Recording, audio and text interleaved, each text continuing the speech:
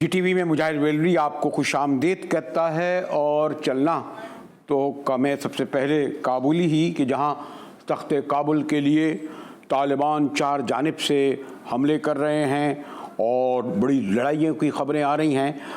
ताहाल हनूस काबिल दूरस्त, लेकिन अब देखें ना कि हम काबुल की ख़बरों में तो हैं ही, लेकिन ज़रा गोरों के देश में चलिए। ज़रा मैं एक झलक आपको दिखाऊं कि इस झड़प को देखकर, इस जो हंगामाराई को देखकर तो ऐसा लगेगा कि जैसे हम पाकिस्तान और हिंदुस्तान के दरमियान कोई लड़ाई हो रही है या फिर वस्ती एशिया और लातीन अमेरिका के मुल्कों में। लेकिन जो मैच हुआ कल रात को यूरो लीग का, उस मैच में जो बेचारे पुअर इटालियन को फतेह हुई, उसके बाद जो उनकी धुनाई हमारे गोरों ने की है, तो हम तो बड़े महज़ब कौम समझते थे, 200 साल उन्होंने हुकूमत करी।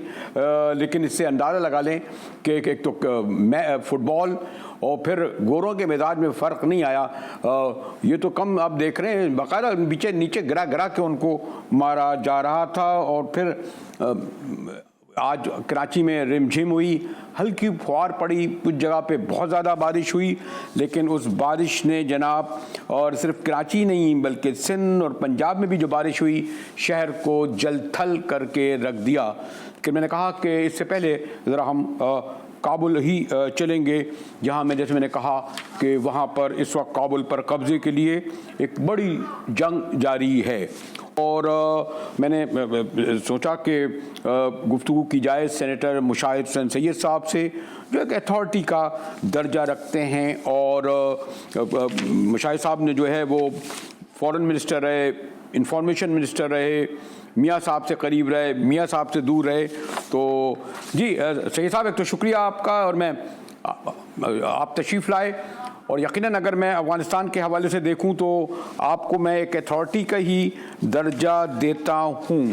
तो ज़रा आप हमें ये बताइए, अगर मेरी नाक़िस राय में, कि जिस तरीके से मैं देख रहा था कि डॉक्टर नजीब को, जी हाँ, रूसी छोड़ के चले गए थे 90 की दहाई में, क्या इसी तरीके से आप नहीं समझते कि अशरफ गनी को भी छोड़ के चले गए? और उस वक्त मेरा ख्याल था, मैं तो शायद काबुल में था जुलाई नवंबर में, कि डॉक्टर नजीब की हुकूमत बड़ी स्ट्रॉन्ग थी, और इतनी स्ट्रॉन्ग थी कि यहाँ से जो जनरल हमीद गुल ने जो हमला किया था, जब फातह जलालाबाद होना चाहिए तो वो नहीं हो सके थे। और वो जब तक रूसी नहीं गए, नजीब नहीं गए, नजीब के आने के बाद ज़रूर मुजाहिदीन दाखिल हुए। सैयद साहब, मेरे ख्याल में मुजाहिद साहब दो फर्क जरूर हैं। एक तो है कि जो सोवियत यूनियन की रेड आर्मी जो इनखला हुआ था, वो एक इंटरनेशनल एग्रीमेंट के तहत हुआ था, जिसे कहते हैं जिनीवा अकॉर्ड्स, जो मई 1998 में साइन किए थे पाकिस्तान ने भी, और उसमें अमेरिका और ये काबिल हुकूमत वगैरह सारे सोवियत यूनियन शामिल थे। तो एक इंटरनेशनल एग्रीमेंट के तहत था। और दूसरा, सोवियत यूनियन जो रेड आर्मी छोड़ के तो गई, लेकिन उन्होंने कोई नजीबुल्लाह की कोई तौहीन नहीं की, कोई बेइज्जती नहीं की। लेकिन जिस तरह अमेरिका तौहीन में रवैया अख्तियार किया हुआ है अशरफ गनी की तरफ, ये तो मुझे याद आ गया जो डॉक्टर किसिंजर ने किया था साइगॉन रजीम के साथ वियतनाम में 1975 से पहले, कि जब वियतनाम से एग्रीमेंट हो रहा था, शुमाली वियतनाम से और वियतकांग से, तो वो चाहते थे कि ये जो उनके अपने दोस्त हैं उनको फारग किया जाए साइगॉन हुकूमत। तो पहले तो आपको याद होगा मार्च 2021 में जो अमेरिकी वजीर खारजा हैं टोनी ब्लिंकन ने खत लिखा, बड़ा सख्त खत लिखा, I think it was almost a rude letter to Ashraf Ghani साहब। कहा कि आप बेहतर हो कि आप कुर्सी से हट जाएं, इस्तीफा दे दें और एक वसीतर बुनियाद हुकूमत बन जाए, basically asking him to resign and go home. और फिर जब उधर बुलाया भी तो वो ठीक है, गुफ्तन नशस्तन बर्खास्तन तो कर दी 25 जून को व्हाइट हाउस में गनी साहब के साथ बाइडन ने और अब्दुल्ला के साथ, लेकिन कोई जॉइंट प्रेस कॉन्फ्रेंस जो मामूल होता है अमेरिकी सदर का वो नहीं की। और अब जो 8 जुलाई को उन्होंने प्रेस कॉन्फ्रेंस की, शायद आपने देखी होगी, उसमें उन्होंने क्या कहा कि जी अफगानिस्तान मुझे बताएं कि कब तारीख में एक मुत्तहिद मुल्क रहा है और तालिबान इसका सबसे मजबूत है, और हम चाहते हैं कि हम अपनी पूरी तवानाई जो है वो मरबूज करें चाइना की तरफ, क्योंकि चाइना जो है वो हमारे लिए सबसे बड़ा खतरा है। तो उन्होंने तो अफगानिस्तान से अपने कहते हैं they have washed their hands of the matter, और अशरफ गनी साहब को तो बहुत बुरी तरह तौहीन अमेज तरीके से फरार करने की कोशिश की है। हाँ, लेकिन सही साहब, अभी हमारे DGI ने जो बयान दिया था कि बंदूक के जोर पर कोई भी जीत नहीं सकता, वरना 20 साल में जीत जाते। पाकिस्तान तो मुजाहिदीन का भी, तालिबान के हम लोग तो बड़े गॉडफादर रहे ना, बड़ी सरपरस्ती है की, हमारे बगैर वो ना इधर जाते थे ना उधर जाते थे। लेकिन जब से वो दोहा गए, वो तो इंडिपेंडेंट हो गए हैं, बराह रास्त वाशिंगटन से वो मुंसलिक हो गए हैं, और वो मॉस्को भी जा रहे हैं, तेहरान में मीटिंग कर रहे हैं, इंडियंस आ रहे हैं। लेकिन हमारी सिफारत कहाँ है? हमने जो इतना उन पर इन्वेस्ट का लफ्ज़ इस्तेमाल नहीं करूँगा, उनके लिए हमने कितने मसाइब झेले। लेकिन आज तो तालिबान इंडिपेंडेंट फैसला कर रहे हैं, और अगर जो फैसला करने जा रहे हैं गालिबन शायद हमारे हक में इस तरह ना हो। सेनेटर साहब, नहीं, बुनियादी बात मेरे ख्याल में ये है कि हमारी जो पिछले 25-30 साल से एक सोच थी, जिसमें अब तब्दीली आ गई है बाय द वे, और खुशगवार तब्दीली है, मैं कहूँ देर आए दुरुस्त आए। खासतौर पे हमारी जो एस्टेब्लिशमेंट की सोच थी, जिसका मैं खुद भी मुखालिफ रहा हूँ। जब आपको याद है मुस्लिम के एडिटर था, तो सबसे पहले मैं गया था काबुल, और मैंने डॉक्टर नजीबुल्लाह से इंटरव्यू भी किया था, और मैंने उसको जनरल ज़िया के ज़माने में कहा भी था कि ये अफगान जिहाद वाला सिलसिला गलत है, इसमें कल्चर ऑफ क्लाशनिकोव्स पैदा होगा और इसका नुकसान पाकिस्तान को होगा बिलाखिर। अफसोस यही कि आखिर वही हुआ, बट हमारी तरजीहात मुख्तलिफ थी उस जमाने में। तो ये जो हमारा ख्याल था ना कि हम किसी फैक्शन को या किसी ग्रोह को हम कंट्रोल कर सकते हैं अफगानिस्तान में, ये मुमकिन नहीं है। और हमने कोशिश की, उसमें नाकाम हुए, और बाकी लोगों ने भी कोशिश की, वो भी नाकाम हुए। ये भी बड़ा वाज़ेह है कि हम उस नाकामी एक मुश्तरका नाकामी है। हमने, अच्छी बात है कि ये मौजूदा जो एस्टेब्लिशमेंट है, खासतौर पर जनरल बाजवा, जनरल फैज वगैरह, इन्होंने पॉलिसी तब्दील की। एक तो उन्होंने कहा कि हमारे कोई फेवरेट्स नहीं। पहले तालिबान से हमारा बहुत पुराना एक रोमांस था, खत्म हुआ। फिर हमने कहा कि हम सबसे बात करेंगे, तो एक तब्दीली आई है। अब सूरत हाल ये है कि मेरा ख्याल में जो बुनियादी इशू जो मुझे नजर आ रहा है कि हमारी पॉलिसी का जो महवर है, वो फोकस है, वो वाशिंगटन नहीं होना चाहिए, वो खित्ता होना चाहिए। ये खित्ता, आपने ईरान की बात की, अब देखें ईरान को अमेरिका आइसोलेट करने की कोशिश कर रहा है। ईरान ने क्या किया? ईरान ने, जवाद जरीफ साहब ने दोनों अफगानिस्तान के जो हिज़्बे इक़्तिदार है, यूनुस कानूनी उनके जो हुकूमत के नुमाइंदे थे, और तालिबान के जो थे इस्लामिक जो नंबर 2 है, उनको बुला के तेहरान में मीटिंग कर दी और कहा कि जी मुफाहमत हो। और उसके बाद कहा तालिबान डेलीगेशन गया, मॉस्को गया, और मॉस्को में भी मीटिंग हुई, और मॉस्को का बड़ा अच्छा इंटरेस्टिंग एलानिया है, उसमें बड़ी एश्योरेंसेस, गारंटीज दी तालिबान ने, अफगान तालिबान ने, रूस को भी और सेंट्रल एशियन रिपब्लिक्स को भी, और चाइना ने भी उनसे बराह रास्त ताल्लुक रखे हैं। तो हम जो कहते हैं ना Afghan led and Afghan owned, हमें चाहिए कि कहें कि region owned and Afghan led, क्योंकि अफगान लीडरशिप जो फैक्शंस हैं वो तो लीडरशिप नहीं प्रोवाइड कर सकते। तो हमारा फोकस ये होना चाहिए। अब ईरान को हमने भी शामिल नहीं किया, उन्होंने हमें शामिल नहीं किया। ठीक, चलें इस तरह बातें हैं सेनेटर मुशाहिद सईद साहब के तवातुर से गालिबन एक हफ्ते से तालिबान दोहा में बैठे हुए ये दावा कर रहे हैं कि 85%, उनके तर्जुमान भी ये कह रहे हैं अफ़गानिस्तान पे हमारा कब्ज़ा हो चुका है। दरख्शां से खबरें आ रही हैं, इधर से उधर से, फिर कंधार तक भी हमारे पास कब्ज़े में है। लेकिन आपको इल्म है सईद साहब, हमेशा से जो काबुल के तख्त पर बैठा वही अफ़गानिस्तान पर रूल करता है। ये जलालाबाद, कंधार, ये इसके जो हरात, मज़ार शरीफ और भी जगह चले जाएं आप, तो आप समझते हैं कि वाकई 85% इलाके में जो दावा है, इसका मतलब ये कि काबुल अब रह गया है? हम तो खैर यही लोग कहते हैं, नहीं हनूस काबुल दूरस। सैयद साहब देखें जी मुजाहिद साहब, ये बड़ा वाज़ेह हो जाएगा, क्लियर, ना पाकिस्तान, ना रूस, ना चीन, ना ईरान, ना वस्ती एशिया की रियासतें, और ना शायद अमेरिका भी, मैं समझता हूँ, ये नहीं चाहता कि अफगानिस्तान में मुकम्मल तसल्लुत हो फौजी तरीके से तालिबान का। वो काबिल कबूल नहीं होगा, इलाकाई वो हजम नहीं होगा।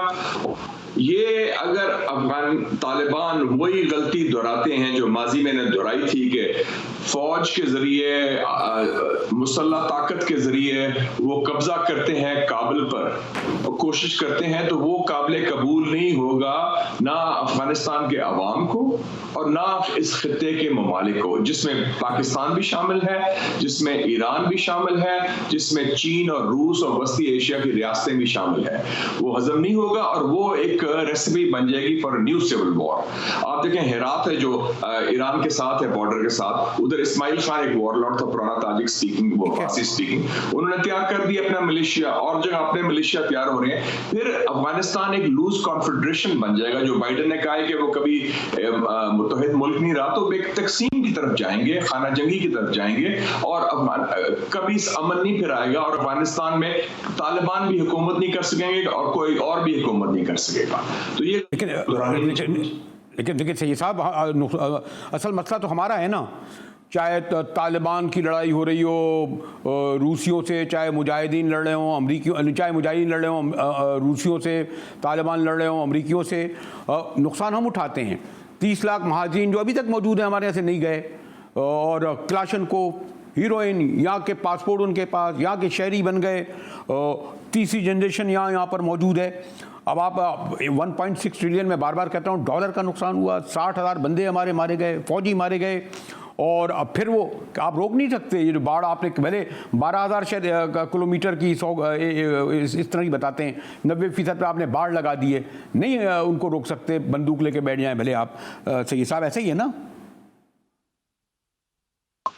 देखिए जी, ये बड़ा अहम खतरा है। आप देखें ना, हम कहते हैं कि हमने बाढ़ लगा दी है, वो बार्ब वायर भी है, फौज बॉर्डर भी पेट्रोल हो रहा है, लेकिन काफी एरिया 2600 किलोमीटर का हमारा बॉर्डर है अफगानिस्तान के साथ। वो हर चप्पा चप्पा तो नहीं कंट्रोल कर रही हमारी फौज या फ्रंटियर कंस्टेबलरी, तो वो एक खदशा जरूर है। और उसमें आप ये ना भूलें मुजाहिद साहब कि यूनाइटेड नेशंस की रिपोर्ट आई थी सिक्योरिटी काउंसिल की पिछले साल जुलाई 2020 में, उन्होंने क्या कहा था कि 6,500 पाकिस्तान दुश्मन दहशतगर्द जो पाकिस्तानी है, टीटीपी हो या बलोच हो, जो भी हो, वो अफगानिस्तान में मुकीम है।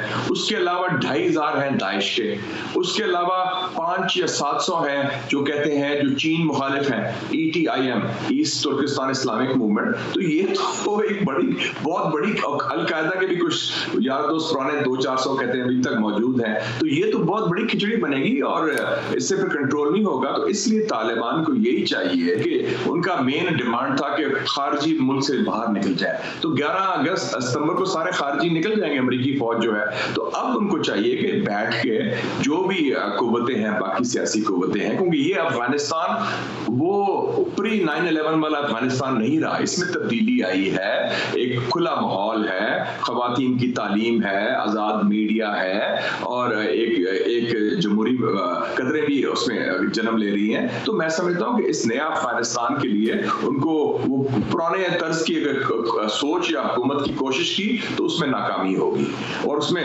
उनको ही नुकसान होगा और खित्ते को भी नुकसान होगा। और पाकिस्तान या और कोई मुल्क उनको उस तरह सपोर्ट नहीं करेगा जो माजी में, आपको याद है, पाकिस्तान, सऊदी अरेबिया, UAE ने तस्लीम कर लिया था अफगान तालिबान हुकूमत को, इमदाद भी दी, सारा कुछ दिया। अब वो काम नहीं चलेगा। अगर वो चाहते हैं एक जदीद तरीके से एक रियासत को चलाना, तो वो रियासत के जो तकाजे हैं वो उनको पूरे करने पड़ेंगे, जो नए हकायक हैं इस खित्ते में और अफगानिस्तान के अंदर भी। वैसे सही साहब, ये तो खैर आपका मौजू है और आप यकीन अच्छी से जानते भी हैं कि भुट्टो साहब के बाद खारजा पॉलिसी जो है वो इस्लामाबाद पे जो तख्त पे बैठे होते हैं वो नहीं चलाते। मैं लफ्ज़ इस्तेमाल नहीं करना चाह रहा था पिंडी वगैरह का, लेकिन हकीकत तो यही है ना।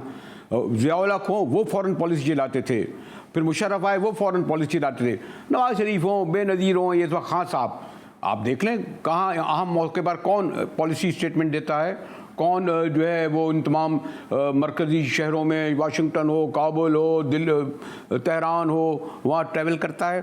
तो बताए ना कि हमारी कुछ सिविलियन गवर्नमेंट की, बड़े शामत कुरैशी साहब बड़े कॉम्पिटेंट फॉरेन मिनिस्टर हैं, उनकी तो पॉलिसी नहीं है ना। पॉलिसी तो वही होगी ना जो, जी मैं लफ्ज़ एस्टेब्लिशमेंट का इस्तेमाल नहीं करना चाह रहा था। सही है साहब? जी मैं समझ आ गई। मुझे याद है कि मैं 2015 में गया लंदन, उधर कॉन्फ्रेंस थी ब्रिटिश थिंक टैंक की, तो मैं भी था, तो उधर जनरल राहील शरीफ भी थे, उस वक्त आर्मी चीफ थे। तो मैंने जनरल राहील शरीफ ने बड़ी तकरीर की और फौजी थे, मैंने as chairman foreign affairs committee तकरीर की, सारा हो गया।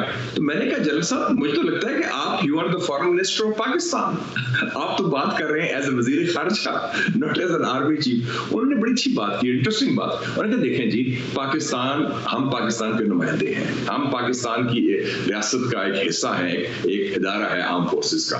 अगर आपके मुल्क में वजीर खारजा नहीं होगा, अगर आप में कोई खारजा पॉलिसी बनाने वाला कोई इफेक्टिव वो जो इंस्ट्रूमेंट है वो नहीं होगा, तो ये खला होती है, तो खला तो कोई ना कोई पुर करेगा। तो हमारा भी रोल, हम वही काम कर रहे हैं जो बाकी इदारे कर रहे हैं, हम पाकिस्तान की खिदमत कर रहे हैं। तो ये मैं समझता हूँ बड़ी जरूरी बात है। और दूसरी बात मैं कहना चाहता हूँ कि ये जो है ना, आप जो है बात की कि सिविलियन गवर्नमेंट्स का खला, मैं इंफॉर्मेशन मिनिस्टर था 1997, मियां साहब प्राइम मिनिस्टर थे, नवाज शरीफ साहब। 9 बजे की खबरों में अनाउंस हुआ 97 में कि पाकिस्तान ने तालिबान को तस्लीम कर लिया है जी।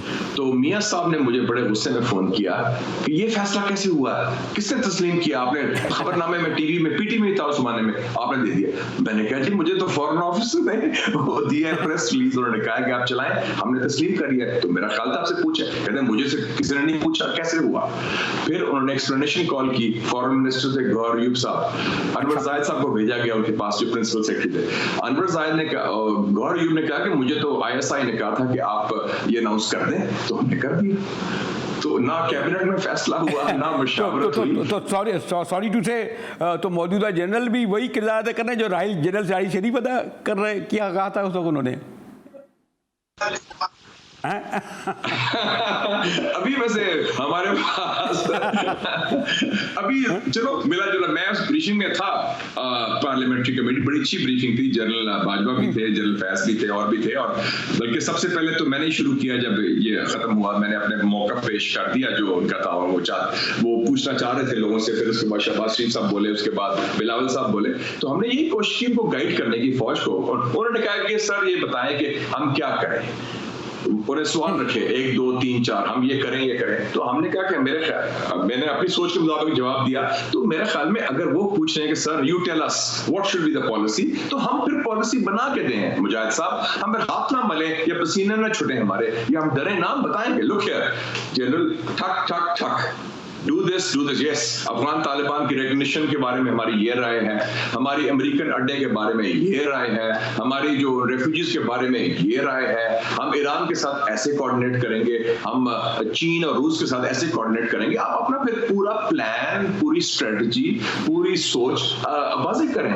फिर NOC का किसी का इंतजार ना करें, आप फिर अपने लीडरशिप क्या होती है, लीडरशिप होती है टेकिंग इनिशिएटिव्स। तो आप पूछ के तो नहीं फैसले करें। तो सही साहब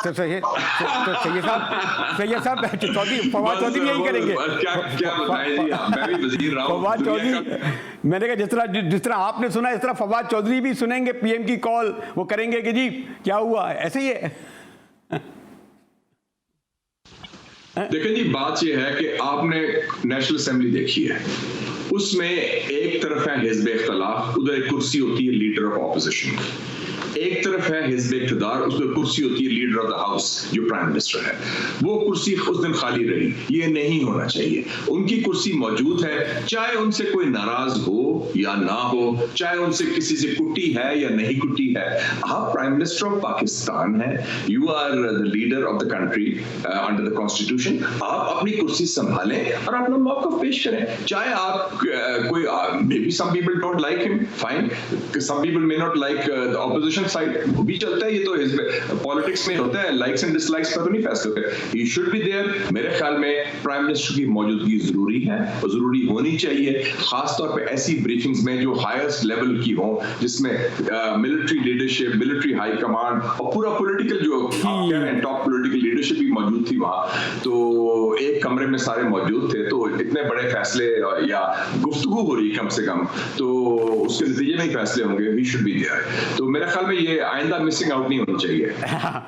नहीं, वो आइंदा क्या, शायद आइंदा भी पहले भी होता रहा, अभी भी हो रहा है, आइंदा भी ये होगा। सॉरी टू से, मैंने कहा ना, भुट्टो साहब के बाद कोई प्राइम मिनिस्टर इतना स्ट्रांग नहीं था कि वो फॉरेन पॉलिसी के बारे में कोई इंडिपेंडेंट राय ले सके। और फिर वो आपने एक्सप्लेन कर ही दिया खुद ही कि हमारे नेशनल सिक्योरिटी काउंसिल का इजलास हुआ कौमी असम्बली में, प्राइम मिनिस्टर मौजूद नहीं थे। है ना जी, ये बात गुफ्तगू सही था, मैं आपसे पढ़ के एंजॉय कर रहा था, बल्कि मैं आना भी चाह रहा था कि पता नहीं अफगानिस्तान में इंडिया लूज़र है या नहीं। उनकी तो हम देख रहे हैं कि बड़े वो तेहरान पहुंच गए, उनके जहाज काबुल पहुंच रहे हैं। देखें ज़रा आगे बढ़ते हैं तो फिर तफसील से। सैयद साहब, आपसे गुफ्तगू, आपका शुक्रिया कि आपने वक्त निकाला। मैंने कहा से इब्तिदा में कि मुशाहिद हसन सैयद एक अथॉरिटी रखते हैं अफ़गानिस्तान, और उसमें पूरी जो अप्स एंड डाउन आ रहे हैं, और उसको ख़ासतौर पर रीजन पॉलिटिक्स पे भी सैयद साहब की गहरी नज़र है। ज़रा मैंने कहा अपने शहर की तरफ भी चलते हैं कि जहाँ सूरत हाल एक हल्की सी बारिश नहीं हुई कि जल थल हो गया, लोगों ने दफ्तर आना जाना वाना सब लपेट दिया। मिलते हैं ब्रेक बाद जिस पर गुफ्तगू करेंगे।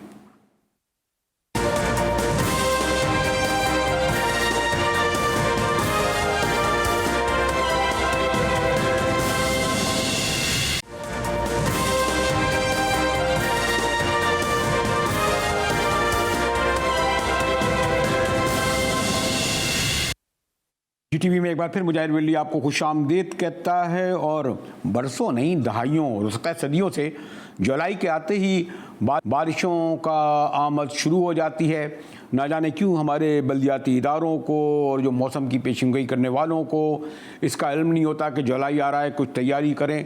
और देखिए, ज़रा सा छींटे पड़े नहीं, शहर जो है जल थल हो गया, मिनटों के फासले घंटों में, और लोग अभी तक मेरे ख्याल से सड़कों पे भी घूम रहे होंगे। और गो के हमारे मुर्तज़ा वहाब बल्दिया के अभी एडमिनिस्ट्रेट नहीं हुए, वरना तो और ज़्यादा गिरजते चमकते हमारे गवर्नर सिंध, लेकिन निकले इसी तरीके से मुर्तज़ा वहाब बारिश ज़दा इलाकों में कि ऐसा लग रहा था कि मुस्तकबिल के हवाले से या उनका ये सफ़र लग रहा था मुझे दौरा। देखिए क्या कह रहे थे वो। आज सुबह बारिश का प्रोसेस स्टार्ट हुआ और तकरीबन कोई 6 से 7 घंटे कांस्टेंट बारिश हुई है, लेकिन उसके बावजूद आपको शहर में सिचुएशन मामूल की नज़र आती है।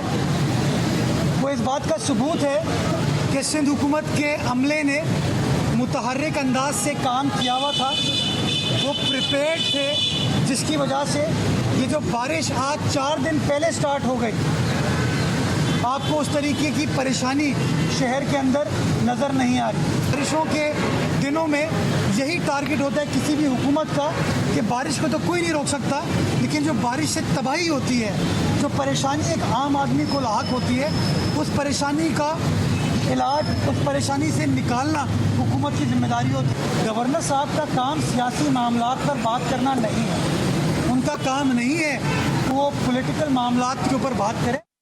ये जी मुर्तज़ा वहाब ने तो बहरहाल जवाब तो देना था जब गवर्नर सिंध ने कहा कि किसी सूरत मुर्तज़ा वहाब का हमें एडमिनिस्ट्रेटर बनना काबिल कबूल नहीं है, और साथ में आज वो निकले भी इस तरह। मैंने एडमिनिस्ट्रेटर को नहीं देखा, हो सकता है निकले हो, हमारा कैमरा वहाँ तक ना पहुँचा हो। हमारे साथ मोहसिन मेहंदी मौजूद हैं। जी मोहसिन, एक तो मुझे इल्म है कि आप घूमते फिरते अब शायद मवेशी मंडी पहुँच गए होंगे, जहाँ लाखों की तादाद में जानवर, अरबों रुपए का, वो तो अलग आऊँगा, लेकिन अभी हमारे मुर्तज़ा वहाब कह रहे थे तर्जुमान गवर्नमेंट सिंध के पहले बारिश का रेला आ गया। आपने शहर में क्या देखा? क्या बल्दियाती जो इदारों के अहलकार जो सैकड़ों नहीं हज़ारों में हैं, वो नज़र आए काम करते हुए, और क्या सूरत हाल रही शहर की? आपने तो पूरा शहर का सफ़र किया मोहसिन जी। जी बहुत शुक्रिया। सबसे पहले तो मुजाहिद बरेलवी साहब आपका, और जिस तरह आप बात कर रहे थे और आपने अभी मुर्तज़ा वहाब का पैगाम भी चलाया जो उन्होंने मीडिया टॉक की थी, तो लेकिन हमने देखा कि जिस तरह सुबह से ही बारिश हुई थी कराची शहर में, तो जलथल मच गई थी, चंद छींटें पड़ी थी, और उसके बाद शहर का जो ट्रैफिक का निज़ाम है वो दरहम भरम हो गया था। मलीर से मैं निकला ऑफिस के लिए, लेकिन मैंने देखा सड़कें तालाब का मंजर पेश कर रही थी। जो लोग थे वो काफ़ी परेशान थे, क्योंकि स्टूडेंट्स जिनको कॉलेज वगैरह जाने थे, आज जो है पेपर भी था, एग्ज़ाम एग्ज़ाम भी था कुछ तालिब इल्मों का, तो वहाँ उनको भी काफ़ी दुश्वारी का सामना करना पड़ा, क्योंकि जिस तरह सड़कें तालाब का मंजर पेश कर रही थी। हमने देखा कि जुलाई से पहले, इस माह से पहले काफ़ी ज़्यादा काम हो रहा था, तरक्याती काम, लेकिन उस काम की कलई आज खुल गई कि जिस तरह चंद छींटें पड़ी और अभी तो महकमा मौसमियात ने बताया कि 15 जुलाई से मज़ीद बारिशों का इम्कान है। तो उस वक्त शहर का क्या हाल होगा? हम यहाँ पर पूरे शहर का सफ़र करते हुए इस वक्त मवेशी मंडी में मौजूद हैं, और मवेशी मंडी में भी जिस तरह पूरे शहर का हाल था, यहीं मवेशी मंडी का हाल भी ऐसे ही था कि जलतल हो गई थी, रोडों पर पानी था। मैं चाह रहा था मोहसिन जरा, मैं अब आपने मवेशी मंडी का जिक्र किया तो मैं चाह रहा था कि जरा आपका कैमरा दिखाए ना कि मवेशी मंडी का मैंने बहुत सुना। बेचारे एक तो जानवर सैकड़ों मील का फासला तय करके आए होंगे, बेचारे भेड़ बकरी गाय भैंस, उनके रखवाले भी बाहर के लोग होंगे, पता नहीं जो उन्होंने छप्पर बनाया होगा उसका क्या हाल हुआ होगा 6 घंटे की बारिश में। तो ज़रा कैमरे से भी दिखाएं और ये बताएं कि फिर खुद यहाँ तो बड़ी बारिश का पानी, गोबर, बीमारियाँ, मैं क्या बयान करूँ, माशाल्लाह वहाँ बैठकर कवर कर रहे हैं। ऐसे ही मनाजिर हैं मोहसिन जी? बिल्कुल मुजाहिद बरेलवी साहब, बिल्कुल ऐसी मनाजिर हैं। व्यापारी काफ़ी परेशान हैं। जो जाने का रास्ता है वो बिल्कुल बंद कर दिया गया है। जो जानवर लेकर यहाँ पर लोग फंसे हुए थे उनको जाने में काफ़ी दुश्वारी हो रही है। और फिर इंतज़ामिया, जो मंडी की इंतज़ामिया है, उसके हवाले से भी काफ़ी शिकायतें यहाँ पर हमें मौसूल हुई। लेकिन जो हमारी इंतज़ामिया से बात हुई तो उन्होंने ये बात बताई कि जैसे ही बारिश रुकी तो हमने फौरी तौर पर मंडी में एमरजेंसी नाफिज कर दी गई है। और यहाँ पर मुझे तो कोई मंडी में एमरजेंसी नज़र नहीं आ रही है। मामूल के मुताबिक लोग चलते फिरते नज़र आ रहे हैं। अगर कोई एमरजेंसी में है, कुछ उनके लोग हैं, कुछ नजर आ रहे हैं, पता नहीं कि कैमरा वहां तक पहुंच नहीं पा रहा। लेकिन इंतजामिया ने कहा है नजर कहाँ आने, अगर आते होते तो इस वक्त मैं आपके इसको लाइव ही बात कर रहा हूं ना मोहसिन जी।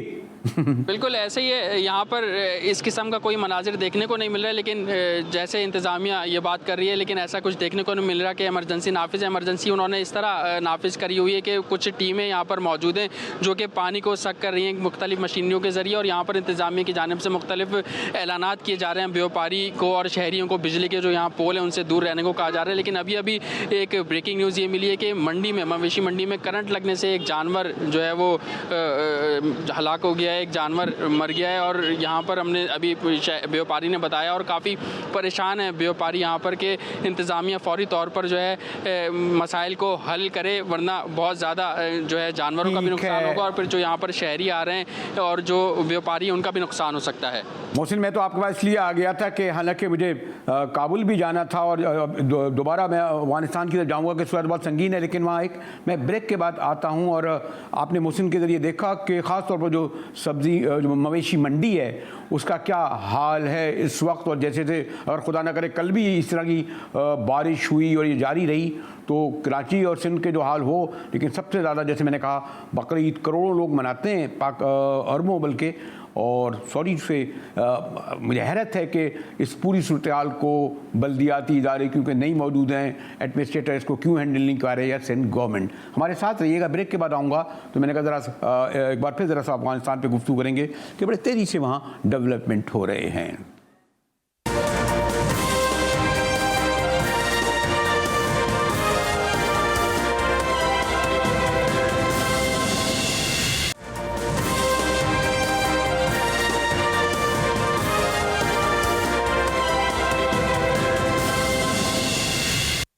टीवी में एक बार फिर मुजाहिद वली आपको खुशामदीद कहता है। बारिशों का तो जिक्र करना ही था ना कि आज हज़ारों लोग मेरे ख्याल में दफ्तर गए नहीं होंगे, दफ्तर गए होंगे तो फंस गए होंगे बच्चे, चाहे वो तो पूरा शहर जो है जलथल हो गया, बल्कि सारा सिंध, पंजाब में भी बारिश आई हैं। लेकिन कराची का हस्ब रवायत वही सूरत हाल थी, इसलिए बीच में आना पड़ा, वरना मैं काबुल जाना चाहता था। और ख़ासतौर पर ताहिर खान साहब हमारे बड़े सीनियर तजिया निगार, एक अथॉरिटी का दर्जा रखते हैं। खान साहब 85% अफगानिस्तान पर कब्जे का दावा कर रहे हैं। 85% बैठ जाएं, चले 90% बैठ जाएं, काबुल के बगैर तो अफगानिस्तान के हुक्मरान नहीं कहलाए जा सकते, चाहे तालिबान हो, चाहे कोई भी गनी भी हो। खान साहब ऐसे ही है? मेरे ख्याल में बज़ोर अगर कोई काबुल में जाएगा तो उसको दुनिया तस्लीम नहीं करेगी। पाकिस्तान ने भी कहा है, वज़ीर आज़म इमरान खान ने कई मरतबा बिल्कुल वाज़ेह कहा है कि अगर बज़ोर कोई काबुल जाता है तो वो कबूल नहीं करेंगे। मेरी जो मालूमात है, ये तालिबान के मुज़ाकिराती टीम के एक मेंबर से मैंने सुना खुद कि जो दोहा मुआहिदा है 2020 29 फरवरी का, उसमें एक शक है कि ये काबुल कोई बज़ोर इस दफ़ा कब्ज़ा करने की कोशिश नहीं करेगा, ना मुस्तकबिल में कोई ग्रुप या तालिबान या कोई और। तो ये भी एक मुमकिन है कि ये भी तालिबान के तर्जुमान ने चंद दिन पहले कहा कि उनका कोई इरादा नहीं है काबुल वहाँ दाखिल होने की। तो अभी तक तो ऐसी कोई वो नहीं है, लेकिन तालिबान को इस दफ़ा ये समझना पड़ेगा कि अगर ताकत से वो जाएंगे जो 1996 में गए थे, तो शायद उनको पाकिस्तान समेत कोई भी मुल्क तस्लीम नहीं करेगा। लेकिन एक और भी तो होता है तार खान साहब, बात है ना कि नजीब के वक्त तो चलिए वो रूसी उनको छोड़ के चले गए थे और ऐसी कुछ तैयार थी, तब भी वो डटे हुए थे। फिर मुजाहिदीन तो आपस में एक दूसरे को इतना मारा कि रूसियों ने शायद नहीं मारा हो, आप मुझसे ज़्यादा जानते हैं, और इसी सबब जो है और उतने ज़्यादा यहाँ आ गए। अब जो है एक हद तक क्या भी समझते हैं इन तालिबान में और मुल्ला उमर वाले में फ़र्क है, क्योंकि मुल्ला उमर भी बहरहाल काबुल नहीं पहुँच सके थे, तख्ते काबुल तक नहीं पहुँचे थे, कंधारी से इधर आ गए थे हमारी तरफ। तो इनमें और उन तालिबान में आप फ़र्क देखते हैं जो बैड और गुड का कहते हैं? तालिबान कोई ज़्यादा में फ़र्क नहीं, क्योंकि मुल्ला उमर के जो नज़रियात है, जो उनकी फ़िक्र है, अभी भी मौजूदा तालिबान लीडरशिप भी उन्हीं से वो रहनुमाई लेते हैं। अभी तालिबान, अब मुल्ला उमर पे एक ताज़ा किताब छपी है और वो तालिबान के कमेटी ने वो मतलब है कि उसकी तसनीफ़ और सारा कुछ उनके, बल्कि सबसे अहम बात एक और है कि मुल्ला उमर के बेटे मुल्ला याकूब, वो जो मिलिट्री कमीशन है, फौजी कमीशन है तालिबान की, वो उसकी सरबराह है और उसकी पस मंजर में नजर आते हैं, पस मंजर में नजर आते हैं कोई हिकमत अमली के तौर पर, या ये याद दिलाना नहीं चाहते कि ये मुल्ला उमर का बेटा है, मुल्ला उमर का बेटा आएगा तो उन्हें सब पुरानी बातें याद आ जाएंगी, वही हमले स्कूलों पे, बच्चों पे, औरतों को घरों में तहरीकें चलाना और फिर मुसल्ला ग्रुप्स ये चलाना बरेलवी साहब इतना आसान काम नहीं होता। ये जो मुल्ला उमर का टैग है ना उनके साथ लगा हुआ है, मुल्ला याकूब के साथ, ये काफ़ी तालिबान को ये कन्विंस करता है। आपको याद होगा कि जब मुल्ला अख्तर मंसूर तालिबान के अमीर बन गए, मुल्ला उमर के वफ़ात की जब खबर बाहर आ गई, तो इसी मुल्ला याकूब और उसके चचा अब्दुल मनान खुन ने इनकार किया उसको अमीर तस्लीम करने से। तो उस वक्त तालिबान के लिए परेशानी थी, उन्होंने फिर इनको राज़ी किया, इनको पोजीशन दी, तो वो उसमें आ गए। तो बहरहाल तालिबान में कुछ तब्दीलियां भी हैं, उसमें कोई शक नहीं है। यंग जिस तरह के मुल्ला याकूब ये 30 साल का है, 30 साल से कम है, और इस तरह तालिबान के जो दूसरे अच्छा खान साहब, एक आप ये देख रहे हैं कि कोई खुदा न करे कोई खाना जंगी खूरे लड़ाई, जैसे उस वक्त गुलबदीन को भी प्राइम मिनिस्टर आपने बना दिया था, वहाँ पहुँच नहीं सके थे, इतना आपस में लड़े, क्या फिर आप देख रहे हैं अगर और खाना जंगी सूरत में फिर वही खुदा न करे बड़े हमने बाड़े लगा दी हों, लेकिन आप बंदूक बैठ कर आने वालों को रोक तो नहीं सकते, तो फिर वही बेचारे आएंगे। आप क्या समझ रहे हैं या नहीं, अभी तक जंग तो हो रही है, वो भी कह रहे हैं हमने 200 तालिबान मार दिए, ये कह रहे हैं हमने इतने इलाकों में कब्जा कर लिया। खान साहब जी हाँ, ये बिल्कुल आपने दुरुस्त कहा। और ये तालिबान की जो अजला पे कब्जा है, कंट्रोल करना है काफ़ी सारे इलाकों को, तो ये इन लोग हैरान हो गए हैं कि, और शायद दुनिया को भी तवक्को नहीं थी कि तालिबान इतनी जल्दी इतने इलाकों पे वो